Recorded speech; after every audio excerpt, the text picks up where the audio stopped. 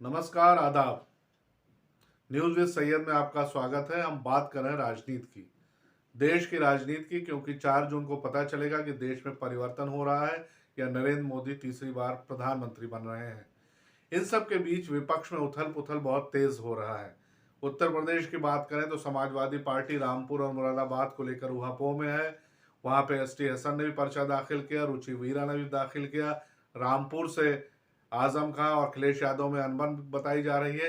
लेकिन इस सब के बीच विपक्ष का तीखा और सबसे तगड़ा झटका लगने वाला मुंबई में, जहां पे कांग्रेस के प्रतिष्ठित नेता संजय निरुपम ने आज पार्टी को अल्टीमेटम दे दिया है। आइए सुनते हैं संजय निरुपम ने क्या कहा। इससे कांग्रेस के कैडर में भयंकर नाराजगी है। संजय निरुपम उत्तर भारतीयों के नेता रहे हैं, कांग्रेस में थे, उससे पहले शिवसेना में थे। तो कांग्रेस में जब से वो आए हैं उनको प्रदेश अध्यक्ष बनाया गया, लेकिन कामयाबी नहीं मिल रही। लगातार 2 चुनाव में, मोदी लहर में चुनाव भी हार रहे हैं। लेकिन इस बार उनका सबसे ज्यादा आपत्ति इस बात को है कि शिवसेना ने मुंबई की सभी सीटों पर प्रत्याशी घोषित कर दिया और कांग्रेस को एक सीट भी नहीं दी गई। जाहिर सी बात है कि उसी मुंबई में कांग्रेस के कई सांसद रहे हैं। मिलिंद देवड़ा सांसद थे, प्रियदर्श सांसद थे, संजय निरुपम सांसद थे, गुरदास कामत सांसद थे। उसके बाद भी अगर शिवसेना ने एक तरफा कार्रवाई की है तो नाराजगी जाहिर है। हालांकि कांग्रेस के नेता नाराज होकर बीजेपी का दामन थामते हैं। संजय निरुपम क्या ऐसा करेंगे या नहीं करेंगे, ये वक्त बताएगा। लेकिन एक बात तो साफ है कि उन्होंने पार्टी को अल्टीमेटम दे दिया है। संजय निरुपम कांग्रेस के उत्तर भारतीयों के चेहरे माने जाते हैं और कांग्रेस को इस समय अपने बड़े चेहरों को बचा के रखना बहुत जरूरी है। जरूरी इस बात को लेकर है कि लुधियाना के सांसद रवनीत सिंह बिट्टू कल ही पार्टी छोड़कर भारतीय जनता पार्टी ज्वाइन कर चुके हैं। संजय निरुपम से पहले अशोक चौहान, राधाकृष्ण विखे पाटिल ऐसे बड़े नेता कांग्रेस छोड़कर भारतीय जनता पार्टी में जा चुके हैं। नारायण राणे भी कुछ दिन कांग्रेस में थे, उसके बाद वो भी भारतीय जनता पार्टी का दामन थाम चुके हैं।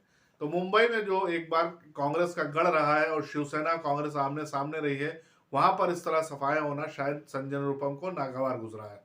अब अब पार्टी को तय करना है कि वो शिवसेना को कैसे बनाती है, क्योंकि शिवसेना और एनसीपी के सीटों के लेन देन की वजह से वंचित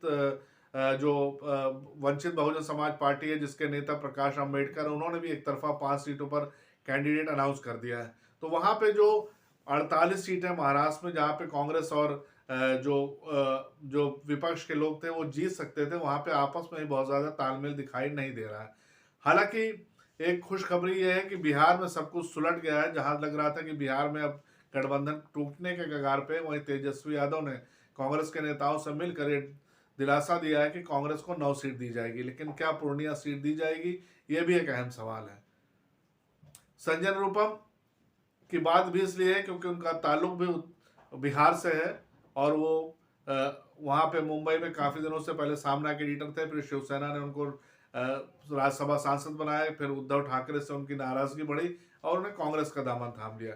कांग्रेस ने उनको सांसद बनाया, लेकिन अब काफी दिनों बाद वो इस तरह से उन्होंने नाराजगी जाहिर की है।